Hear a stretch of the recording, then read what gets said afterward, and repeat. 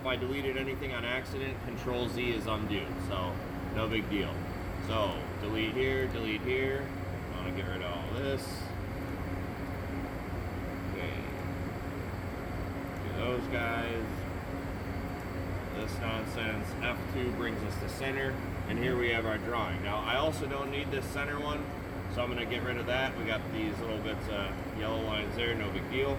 So the first thing I want to do is I want to go into my Draw and Edit tab, okay, and I'm going to make a horizontal line straight across so that I can split that, whatever my tab length is going to be, and then break my figure at those points. So horizontal line is selected. I need to give it a pass point. That's only a vertical dimension. 0 works because it goes on forever, so now we have our line. Then I want to go to offset both sides because I want to split this line on either side. I'm going to select my line and then put in the amount that we've agreed upon, which is 100 thousandths. I press point 1, enter, it splits my lines. Okay, so what now I have to do is I have to split the intersections where I'm going to stop and move out to for my cutoff point.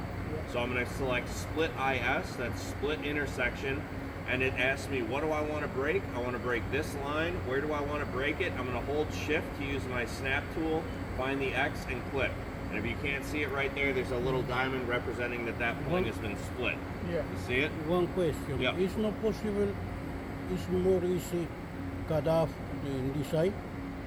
We could, you just have to give me because that going dimension. is So like if you wanted to put this line up here, like in line with that, we would just have to know from this line the distance to that line, and I would split to that dimension. Then I could break it there and have my tab point. Okay, so now we've split this point right here. I'm going to F2 to snap back to my normal view. I'm now going to split this point because my piece is going to come in here, stop there, start over here, and stop there. So again, I'm going to zoom in using my roller ball. I have my split IS still selected. What do I want to split? This line. Where do I want to split it? Use shift and select that point. F2 brings me back to normal. Now what we have to do is we have to create points to escape to.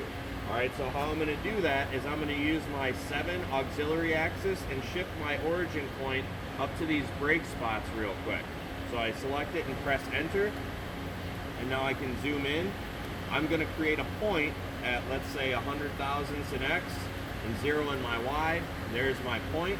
I'm going to press F2 to snap back to the center, use that auxiliary axis again, snap to this point. Again, I'm going to make another point at minus 100 and 0. There it is there. Okay, so we're good to go. Now I can delete all of these lines. So I'm going to select my erase, clear all those out, F2 to refresh my drawing, and I'll select 8 for change axis to bring my origin back to the center. Alright, now we're going to start doing the straight up cams programming. So just like normal, we're going to select cam. It asks me for my initial hole. I select where I want to start from, and then I select my geometry. Where I want to start from, my geometry. Okay, now we're going to go into set condition settings and choose all the appropriate settings here. So we got aluminum, 1.5 inches. This is a punch cut. We're going to run 2 passes.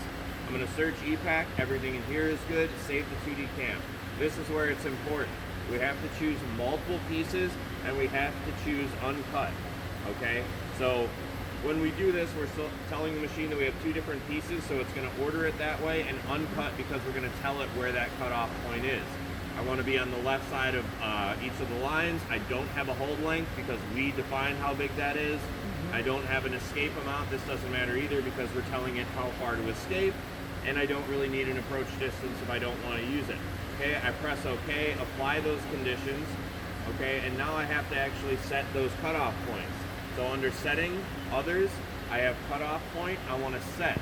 First thing it says, select my line. So I'm selecting that line, make points of accumulate. I go to the break point, I go to my point. F2 to come back to the graphic. The tool is still active. Select my line, the point, and then the point. Okay, once I'm done there, I can go ahead and close this, create the program. Oh, I have sorry, didn't give it that escape amount. I think it just needs it anyway for the sake of the program. Multiple uncuts. Okay. Oh, yes. Create. There we go. And now if we step through that program, you're going to see it go around once. It's going to escape to this break or cutoff point here. Okay, comes back. It's going to finish cutting that.